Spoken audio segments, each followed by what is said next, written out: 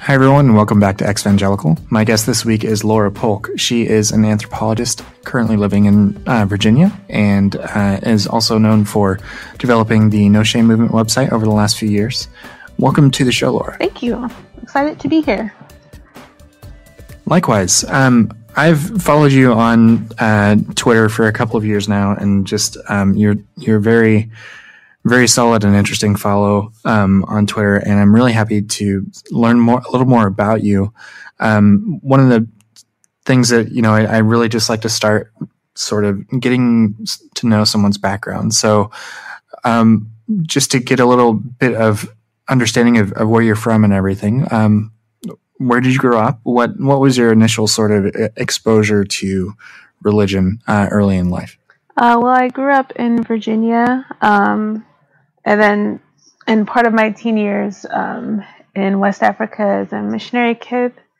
That's a whole long story in itself, but mostly Virginia, and I've been part of the church my whole life in some form.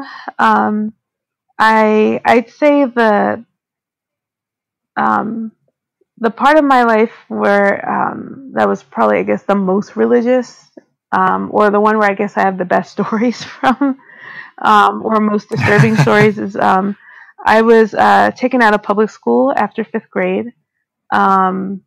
This was in the 80s when sex ed was starting to I guess be something effective. So that alarmed my parents. They didn't want me taking that, so they promptly put me in a Christian school. Thus sealing the fact that I would never be the same kind of Christian as them ever again. So I always tell people to think of, if you've seen the movie Saved. Yeah, except I didn't get pregnant and I'm Black, and yeah, but other than that, like, Saved is I'd say it's fairly accurate. I was 6th through 9th grade in a Southern Baptist school in the early 90s.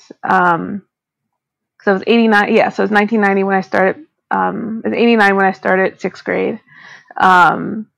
So 89 through 93.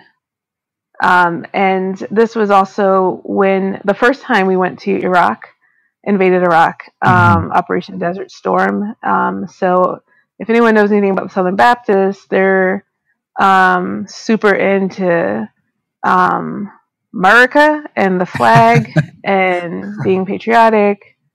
So it was an interesting time to be there.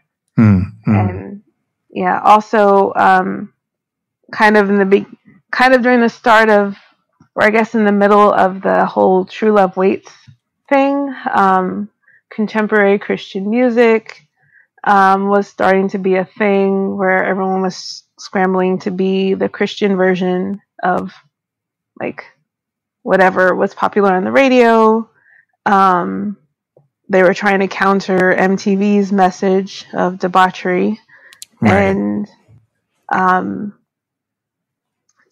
so that was, I'd say, if I look back at like the heart of my experience, like in Christianity and around evangelicals, I've been around them most of my life in some form, but I point to those 4 years as probably the ones, part of what has shaped me a lot, I guess.